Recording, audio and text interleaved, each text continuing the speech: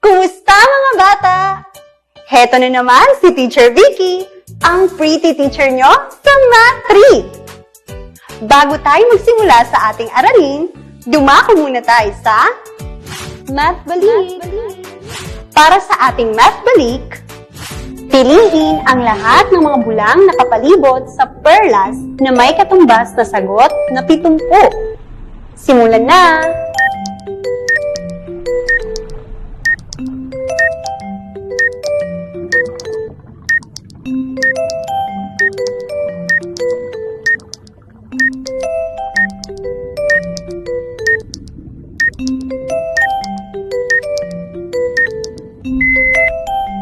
Ang mga sagot ay ang mga bulang A. Ang difference ng 79 at 9 ay 70. C. Ang difference ng 75 at 5 ay 70. At D. Dahil ang difference ng 78 at 28 ay 70. Noong nakaraang episode, napag-aralan natin ang mga paraan kung papaano ang mental subtraction ng mga bilang na may 1 hanggang 2 digits. Ngayon naman, ang pag-aaralan natin ay pagbabawas gamit ang isip o mental subtraction sa bilang na may 2 hanggang 3 digits. Sa araw na ito, aalamin natin ang iba't ibang pamamaraan o estratehiya na magagamit sa pagbabawas ng bilang gamit ang isip lamang na may 2 hanggang 3 digits.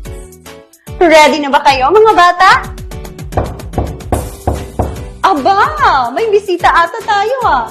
Hello, Teacher Vicky! Hello, mga bata! Yes, hello Butchoy! Ito ang aking bibong-bibong kaibigan na si Butchoy. Hello! Oh, bakit parang ang lungkot ang mukha mo? May problema po kasi ako eh. Kanina, inutusan ako ng nanay ko na bumili ng 1 kilong bigas, 1 paketeng toyo, at 1 kilong asukal. Binigyan niya ako ng 100 at 50 piso para mabili ang mga iyon. Hindi ko po kasi alam, ma'am, kung may sukli pa po ako. Huwag kang malungkot, Butchoy. Tutulungan kita, tutulungan ka namin. Pero, magkano ba lahat ng nabili mo? Ito po ay umabot ng 100 at 20 piso. Tamang-tama, Butchoy! Ang pag-aaralan ngayon ay pagbabawas o subtraction ng mga bilang na hindi mo na kailangan ng lapis at papel. Wow! Talaga po, Teacher Vicky? Siyempre! Mga bata, alam kong hindi niyo ako bibiguin. Sabay-sabay nating alamin ang iba't ibang pamamaraan ng mental subtraction para matulungan ang aking kaibigan sa kanyang problema. Turihin! Narito ang 2 pamamaraan na maaaring magamit sa pagbabawas ng bilang gamit ang isip o mental subtraction na may 2 hanggang 3 digits. Una, pagbabawas ng bawat digit sa lugar o place value. Kung natatandaan ninyo, ito rin ay naituro ko sa inyo sa pagsasama-sama o addition ng mga bilang. Ito ang basic rule ng pagsasama-sama o addition at pagbabawas o subtraction. Sa parang ito, isa sa ayos muna ang mga bilang patayo para makita ang pagkakahanay ng bawat digit sa lugar o place value ng 1, 10 o 100.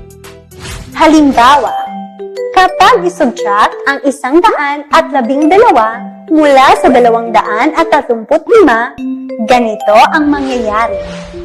Tiyakin na magkakahanay ang digits na nasa 1, 10 at 100. Pagkatapos ay isubtract ang digit na 2 mula sa 5 na nasa 1 at ilagay ang difference na 3 sa ibaba ng linya kahanin ng 1 o ones. Sunod, isubtract ang digit na 1 mula sa 3 na nasa 10. At ilagay ang difference na 2 sa ibaba ng linya, kahanin ng 10 o tens. At isubtract ang digit na 1 mula sa 2 na nasa 100. At ilagay ang difference na 1 sa ibaba ng linya, kahanin ng 100 o hundreds. Kaya, kapag isubtract ang 112 mula sa 235, ang difference ay 123. Nakuha ba, mga bata? Mas madaling gamitin ang parang ito kung walang regrouping na gagawin. Ang susunod na paraan naman ng pagbabawas gamit ang isip o mental subtraction ay add up o magdadagdag sa subtrahend hanggang maabot ang bilang na nasa minuend. Ito ay mas magagamit din kung may regrouping na gagawin.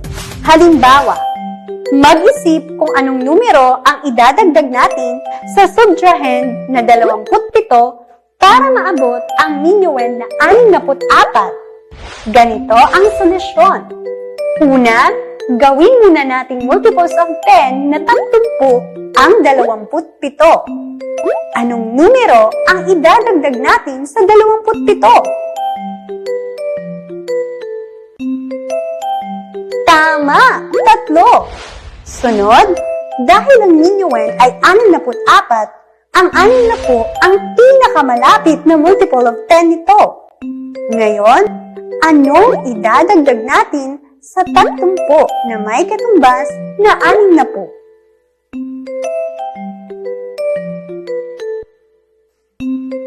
Tatlumpu rin. Kapag pinagsama ang 30 at 30, ang sagot ay 60. Ngayon naman, para maabot ang 64, ano ang idadagdag natin sa 60? Apat! Tama! At ngayon, pagsamahin ang lahat ng bilang na ginamit natin sa pagdagdag sa subtrahend. Ang mga bilang na 3, 30 at 4.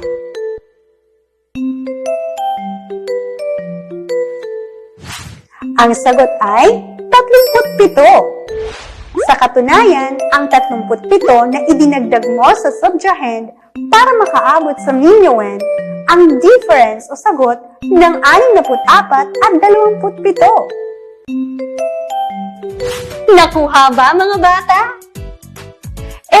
Papaano kapag ganito ang halimbawa? Walang problema. Parehong paraan din ang gagamitin natin. Sa halimbawang ito, mag-isip kung anong numero ang idadagdag natin sa subtrahend na 570 para makaabot sa 700. Dagdagan muna natin ng 30 ang 570 para maging 600. Sunod, magdagdag ng 100 rito para makaabot sa 700. Ngayon, ipagsama ang 30 at 100. Ang sagot ay 130. Kaya, ang difference kapag isubtract ang 570 mula sa 700, ang sagot ay 130. Ang galing, Teacher Vicky!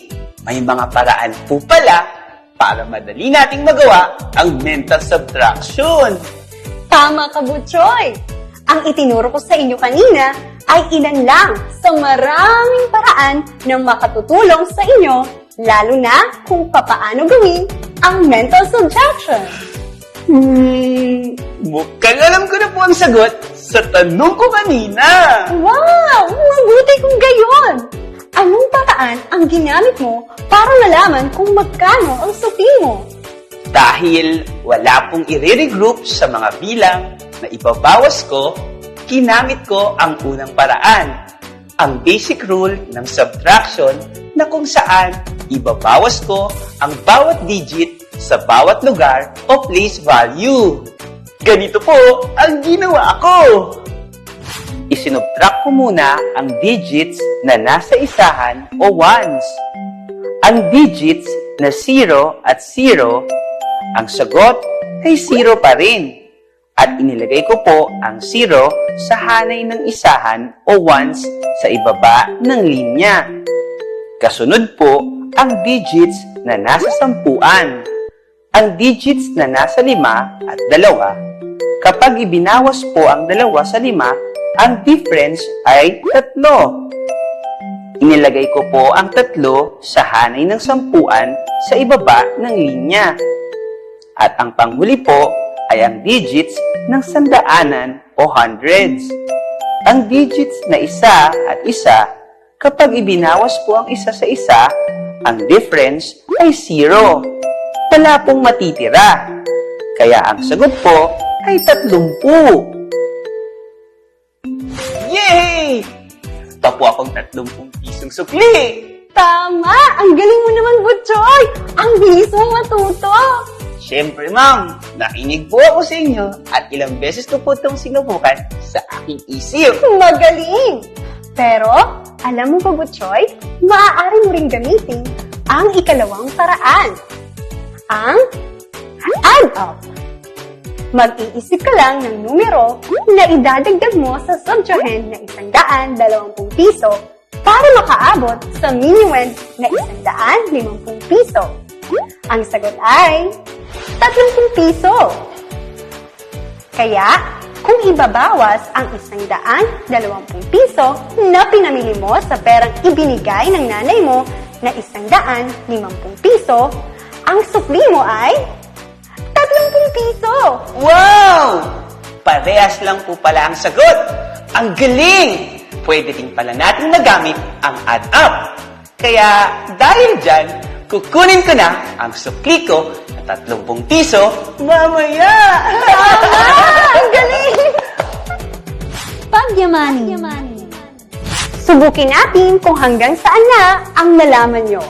Sagutan ang mga sumusunod na bilang nang hindi na ginagamitan ng lapis at papel.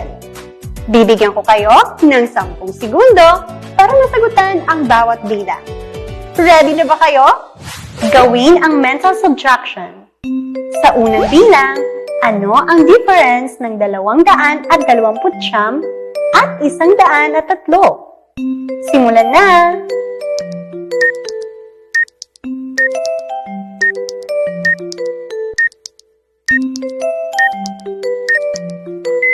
Ang sagot ay 126. Sa ikalawang bilang naman, ano ang difference ng 500 at 390? Simulan na!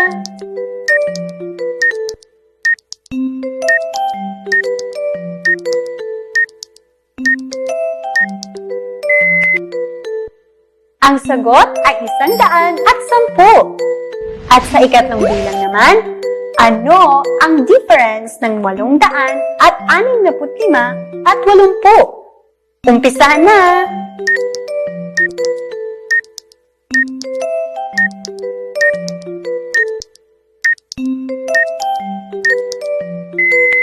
Ang sagot ay 785.